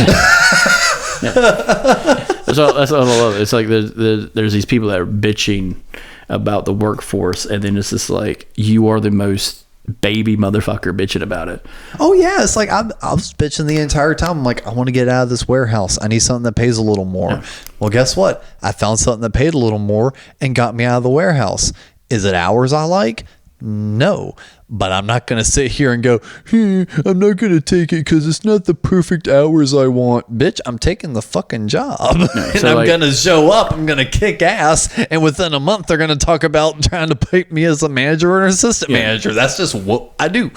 And like, I was always the guy who was worried about ever having work growing up, because I was on the assumption that I was going to die very quickly. So mine was, I need to get a job as soon as possible so I can make some fucking money and spend that money how I see fit. And I'm looking at people now who are working with me where I'm at. There are people that have stuck it out. They've been there 6 or 7 months. They're good at what they do, but the person next to me who's been there like a week before I have is like, yeah, I'm leaving, blah, blah, blah. I'm just like, can I ask why? And they're just like, it's just boring. Okay, that's not a valid reason, but okay, yeah, I get it. You know, if you can't think to yourself long enough without going crazy, I can imagine. You're not the only person I've heard that's mentioned that someone said that they want to quit their job because it's boring. I would kill for a boring job. Yeah. Oh my God, you're meaning to tell me I get to be paid to be bored? Yeah, but like it's not just that. It's also like there's a physical activity involved, and it's monotonous, and it can be a problem because it's so boring. Because it is manufacturing. Manufacturing can be fucking boring as shit, especially as much production is now compared to like when our parents and grandparents are doing it. Because production goes up every generation, so like they're really propping out the fucking parts compared to the older generation would have done. So you have this workforce that can be selective, which is fine. You want to be able to branch out to different opportunities at different times. I've done this a lot. But at the end of the day, if you can't find a base that could be a problem. And corporate and manufacturing is two different things. Corporate, it is very laid back. You're doing a lot of talking. It's a lot of mental. You know, I'm not going to be working at an office and being like, Chris, can you help me get this 50-pound pallet? No. Hard fucking no, bro. You see this t-shirt? You see this dress shirt? That says I don't do the heavy lifting You here. see this collar? It means no picking the fuck up. But with that being said, you know, there are jobs that need to be done. Yeah. But, you know, if somebody doesn't want to do them, he ain't gonna fucking do them. Especially, you know, you got to get the prices right. And Absolutely. But it's like I also, so it's like he finally gets together that small workforce and still cannot get the place open. Butters is like, that's it, I've had it, I'll do it my goddamn self. Yep. Goes in there, runs the fucking place, gets his money back, and then like you said, fucking sells it. He winds up making a deal with Cartman's mom, Leanne, makes a deal with her to sell the property because like you were saying, the banker was trying to catch him on every little thing. He's like, oh, but there's already people living there, so that's also a tenant. He's like, yep, I've got that covered.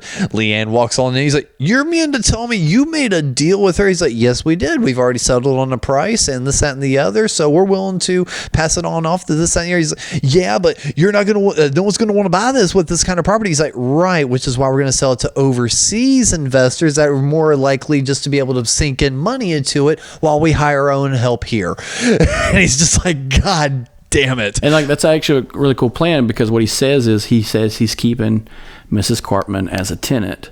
So what he did was he bought their original house, which probably wasn't worth a fuck, and made it part of the business and made her a permanent, not just a permanent tenant, but a worker.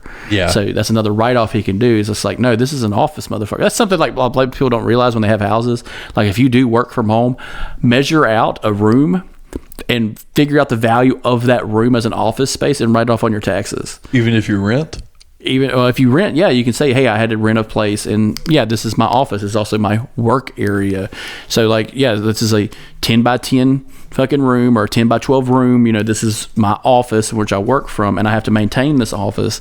That is a write-off thing. If you have your LLC. Even if you like do your own business, like people who make beads and shit do this, and it's like, hey, do you have a fucking vehicle? Guess what? That's a company vehicle now, motherfucker. So you can extend what you can do to a point. Like, you're still going to make car payments and stuff like that, but you have the umbrella of a business which has more rights than you. Also, like how slowly over the last few seasons they've been changing the status quo a little bit. Cartman is now the poor kid, especially after this venture. Because Cartman's the only one that gets fucked in this. He doesn't get his hot dog stand anymore. He's back at his old house. But who is his co-partner? Kenny. Kenny gets a payout. They didn't have to worry about a house. He didn't have to worry about all the extra shit. Kenny just gets money. Yeah. We don't see now that. Butters is about to be fucking rolling in it. Yeah, Butters is a business owner. But it's kind of like a MacGuffin of the episode. We're probably not going to see the fruits of that till later on. Yeah. Like, I could see them trying to roll everyone back to where they need to be. It's like, I can imagine next season Stan will probably come home. Like, Tegrity Farms will be kind of, bought and sold, depending on how things go in the real world. How what's going on in weed news lately? Not much. Like, or as the next episode says, for the very last line, I guess we'll just have to see. Which leads into a killer episode season finale, simply titled Spring Break. Bring back. And in which this one follows two plot lines, both very relevant to today's times, and honestly surprising. It kind of took South Park this long to do one of the side plots that they did. But your two main plots it's spring break. So Shelly and the wife. Sharon, thank you. I'm sitting here going like, why did I remember Shelly, but I couldn't remember Sharon? You're a bigot, Sharon. Sharon. I was in West Virginia at a place called, what was it called? Anyway, it was a bar in West Virginia. They were doing this big thing for Bridge Day. They were prepping it the day before. Me and Ken were there. And this woman there was named Sharon, and so the guy was literally doing the Randy Marsh voice at her. He's like, "You're a bigot, Sharon," and I'm just like, "God damn it, that's funny." I love that. Yeah, so Sharon and Shelly are heading out of town for the weekend. So now it's just going to be Stan and Randy at the house all week, and Randy is ready to party. Yeah, he's ready to do anything full you spring want to break. do, man. And he's like, whatever you want to do, buddy. It's just you and me. He's like, really? Anything I want to do? He's like, yeah, man, sure thing. He's like, I want to do Warhammer 2000. 40K. He wants 40K. He says 40K. He's like, okay, yeah, what's 40K?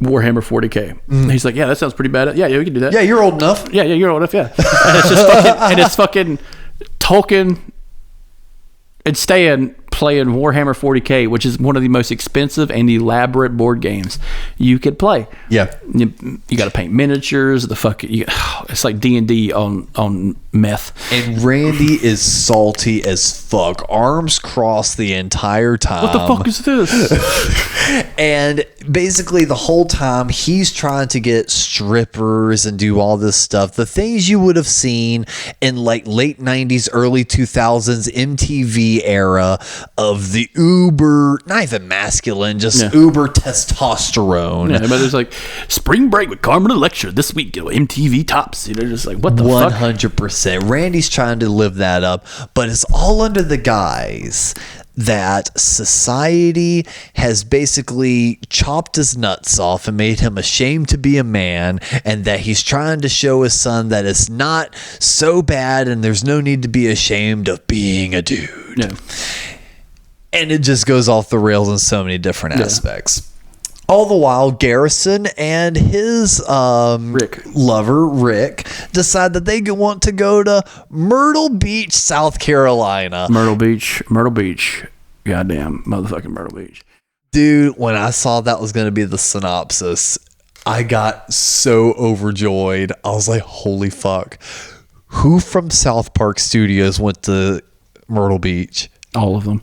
I'm just sitting here going, I'm like, did Matt or Trey go to Myrtle Beach and like just not fucking tell anyone? Yeah. Imagine you're just walking the strip and like you walk past them, and of course you don't. You see Trey Parker with his fucking fro. Yeah, like you just walk past. You don't say anything because it's like it doesn't immediately connect. And then it's like you get like 2 or 3 more shops down. It slowly dawns on you, and you're like, "Is that Matt Stone?" It's just fucking insane. But they go down to Myrtle Beach, and the entire time Rick is concerned with Garrison. He's just like, I don't want you falling into your old habits. You're going to be around a lot of people that used to like you for the things you did. And it's like, oh, Rick, that's behind me. I don't want a part of any of that. I just want to go down there and have a nice vacation with you. Yeah. And it's heavily implied. It's like the rave culture, the party culture, the hardcore gay rave culture, and like that's what blindsides you, is you forget what happens like 4 seasons ago with Garrison. You don't make the connection. You're just thinking like, holy shit, does Mr. Garrison have a hardcore gay drug problem? Yeah. So it's like you think that's gonna be the thing. They're giving it so much signaling, and then you slowly hear like this bumping house music over the distances. And comes up, and it's just like, oh no, it's one of those shops, and it's a MAGA shop, so it's Garrison's face just fucking plastered over everything. And honestly, it's probably the funniest I've seen the portrayals of Garrison, as you had like the big blow up, and he's like doing the fingers, and his lips are all like duck lipped out and everything. It's just fucking fantastic. Well, like, all right, so they go back to the hotel, and he's feeling like he's having fucking night sweats like a meth addict, and like he leaves.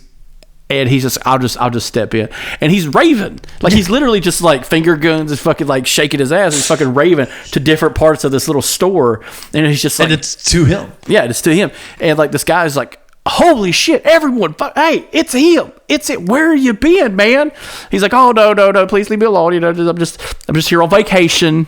I'm just here to see some stuff. He's like, oh come on, you still got it, don't you? And it's just like, this is such enabling bullshit. Like, Come on, why don't you just rally with us just for a little bit? rally. That's what I love. The boot and rally. It is like, oh my god. Rally is the word of the day on this episode. Rally. It's so fucking funny that's his cantankerous bullshit. It is like rallying with like bigoted bullshit to say out loud. He's like a grown Cartman. Well, and the funny thing about it too is like in the moments in which he does fall into it and he winds up rallying again, you listen to what he's saying, it's no longer coherent. Yeah. Because it used to be like very poignant, we're going to build that wall. We're going to send the Mexicans back where they belong, whatever it was. Now it's just like, yeah, wall, Biden, sucks. It's just like all these random buzzwords and stuff. It's just deflated into just nothingness. Yet everyone around him is still just like, woo, yeah, just egging it on.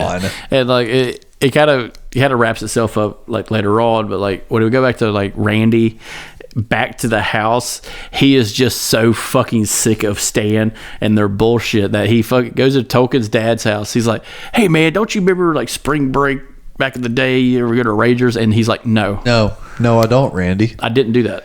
He's like, whoa, what are you saying those words and making your mouth do that?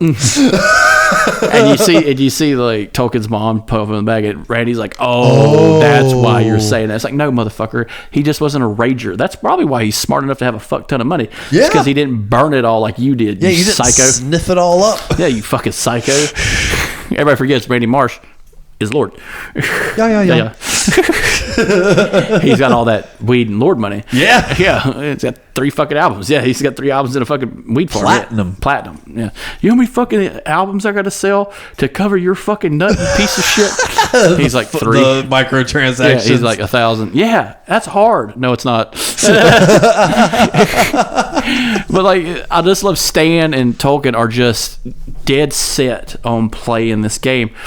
And I was reading some of the comments on some videos that were posted about it, and a lot of people in the Warhammer community were just like, yeah, they kind of showed that exactly like it was. Like there is like a rule book kind of situation. There's dice, and he's talking about like a phase of fighting in the game, and like like even the placements of the figures and the landscapes and it's very stuff detailed was compared to the rest of the show. It's very detailed on that one thing. That's something they're good at. Yeah. Is like if there's this one detailed object in the show that they're really trying to point like, hey, this is the stabilizing feature. Well, Trey probably plays it. Yeah, well, like they both probably play. That's a funny thing is like there's a whole like YouTube channel of actual celebrities, not just voice, not like our D20 guys, but like celebrities who play stuff like D&D and like post that shit, and it's fucking hilarious. And it's just another thing that people do as a hobby. Yeah. That seemed as not as masculine as doing coke off a stripper's ass. Yep, because it's storytelling and playing with action dolls. Yeah, Sorry, that's what he dolls. called dolls. And it's just like, no, they're playing a giant board game. That's it. Yep. They're just playing a board game. It's elaborate. There's nothing masculine or feminine about it. It's just a board game. There's literally a whole episode about that in South Park in the Gamers Club episode where they're just like, we don't want girls in the Gamers Club. It's like, no, they created their own, and guess what? They're good at it too. Yep. That's it. It's just a game. There's no upper or lower. It's just a game. And Stan is just blind to fucking Randy's bullshit, because at some point he is dead to the world. Yeah. He is just in his game. He's hyper focused. Oh yeah. And Randy brings in these strippers, and this is where it kind of comes to a head. Was he puts his fucking hands on them, and it's like, no, don't do that. Yeah, the pimp. The pimp, yeah. Pimp Tate shows up. And like, don't you put your fucking hands on the girls. And like, you find out that this is the best part to make fun of this. It kind of goes fucking nuts. And the party is a rager, as always, with Randy, because there's no such thing as a little. No, moderation is not in Randy's vocabulary. Yeah, not the word vocabulary, Randy's vocabulary. Yeah. And it's just, like I said, it's a fucking rager. They're swinging from the fucking ceiling. And then they're like, hey, you, we know you. you're that Albanian or whatever the fuck. Oh yeah, so he falls and some shit happens and the cops get called, and the cops show up the next day, and they're like, holy shit! They're looking at the pimp, and they're like, holy shit, you're that Serbian sex trafficker. Yeah, Serbian sex trafficker. And it goes to a head. He shoots one of the cops, and she goes down, and she's laying on Randy. He's like, help me. And this is going on parallel with the rager that's going on with Garrison. Yeah. And we get a scene with Garrison where he's in the bathroom, and it's just like, yeah, they would do that. And it's an innuendo that he's getting fucked in the bathroom. Yep. But no, he's just rallying. He's rallying in the bathroom. Yes, because he's just trying to enjoy a nice breakfast, brunch, or whatever with Rick, and it's like it's the total like dealing with the addict and like their shakes going to the bathroom. I'll be and right everything back. else. You know, I'm just going to go to the bathroom, freshen up, get myself together, cleaned up, and we're gonna have a nice dinner to two of us. You deserve this. I've been an ass, all that shit.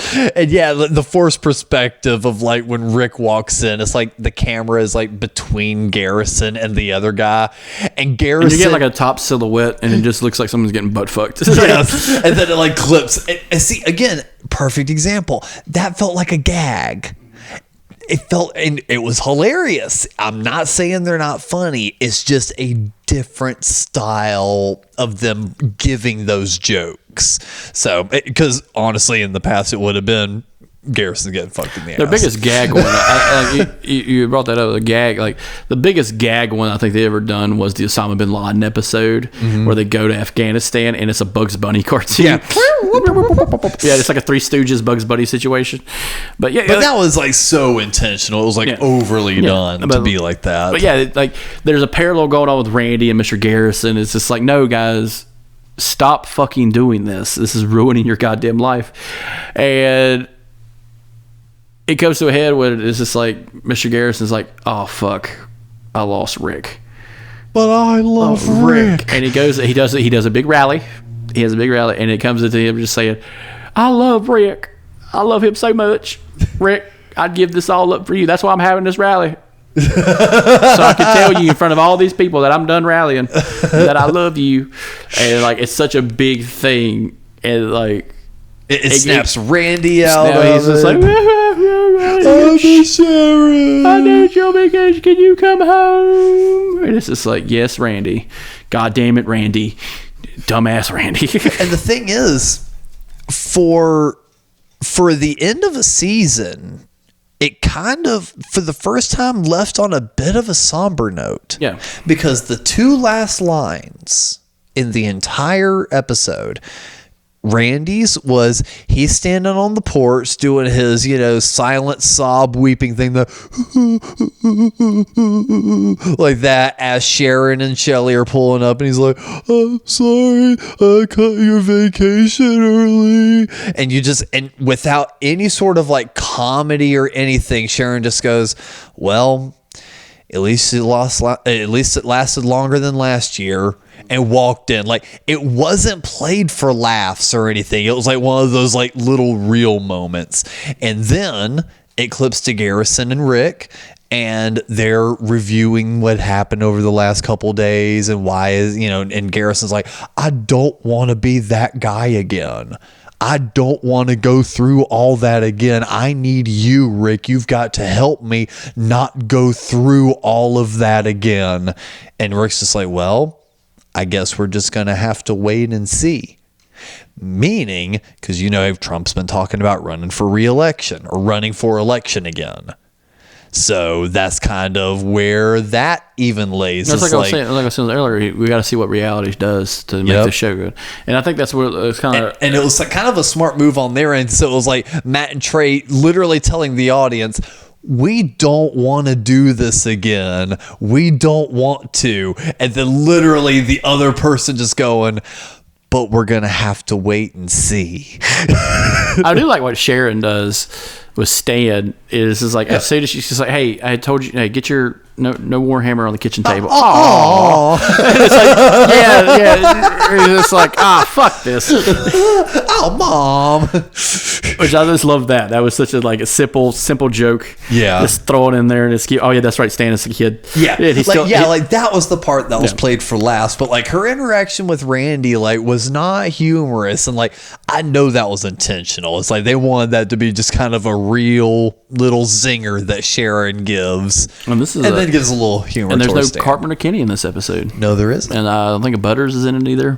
None of our big four are in it, except for Stan. Yeah. But that kind of says to the storytelling of South Park was they started with 4 kids, and now we're excited about an episode about Mr. Garrison. Yeah. Or we're excited about an area about fucking Randy. Yeah. I remember when they made Randy kind of a central focus early on, and I think the biggest one was the Guitar Hero episode where he's singing Kansas, and he's doing "Carry On My Wayward Son," and they're just like, it's fucking gay because he's using Well, see, I always think of that episode, and the other Randy episode I think of is election night when Obama wins. Obama. Obama, yeah. Hey, Barack, you're so fine, Obama. And it's a heist film, and it's fucking fantastic. Yeah, that was later on because that was the re-election. Yeah, that was later on, and then like around the early seasons. Yeah, this was just the change. Yeah, we're gonna get some fucking change. Yeah, woo. I remember seeing those posters a lot. Yep. So much. And then I remember someone made a Mitt Romney one, the guy who's running it, and it was money bags. And it said, hey, there's change, and it said dollar bills under Mitt Romney's name. And I'm just like, that's fucking hilarious. But that was season 26 of South Park. Overall, I think they've definitely still got it. I just would have liked a longer season. Yeah, 32 more episodes. Yeah, that would have been great. Make this a 5-hour retrospective on the review. Fuck it. Yeah, fuck yeah. Man. Go back to 40 episode seasons. Oh god, that was fucking hilarious. And you know what's crazy is like with South Park, coming out with the 6 episodes, which is big part, which is on HBO. It kind of coincided with the end of The Last of Us and a couple of other shows that have been they kind of wrapped up, which is kind of a good thing because it gives more room to have more stuff. I don't think The Mandalorian has one more episode left. Yep, Mandalorian has like 1 or 2 more episodes, and then immediately after that, we'll have a new season of Beavis and Butthead because that debuts on 4/20. Yep. Yeah, watch out. That's a very risky day in history. Yes. Just saying. People get wound tight on those days. Well, it's get wound tight. It's a day to let loose. You would think. But if you're a cult or the ATF, or a homegrown terrorist organization, 420 is a bad day. It's no bueno, as the kids say. Maybe we'll have a 420 special on the CCC. Oh, hell yeah. Weed too, why it should be illegal. Electric boogaloo. Electric lettuce. Electric lettuce. Yeah, they're vaping now. The kids are vaping now. It's electric weed. We're eating it. We're smoking it. We're vaping it. I like my weed acoustic. We're drinking it. Yeah, drinking it. Yeah, god damn it, that's disgusting. Yeah, it buddy. Sounds terrible. Yeah, buddy. Just mix it with a ghost. Oh, what are you doing? God. I'm ghost busting. Oh shit. Trademark Chris Morrison, 2023. But yeah, so that's been our review of that season. If there's any series or movies that you guys would like us to cover here on the Couch Come Potatoes, rally with us. Come rally with us down in the Discord. Link is in the episode description. We'll rally all night long with you, baby. But yeah, if you got any episode recommendations or you want to come on and be a guest, let us know. We are always down for that. You just got to be down for our time schedules. But on that note, Every Saturday night at 3 a.m. yeah. Well, on that note, I've been Alex. It's my bedtime. And Chris, do you have any final thoughts for us? Did you know if you mix a 5-hour energy and a 4 loco, you get a 9 loco? And you stay up for hours as long as you need to do your work. But go to South Park. The only thing I miss that they don't do in a very long time are the Jimmy and Timmy episodes. Yes. We haven't had a good Jimmy. Shimmy. We haven't had a good Jimmy and Timmy episode in a long time, and I would love that to be part of the next season and part of the movie. Maybe is a good Jimmy. God damn it.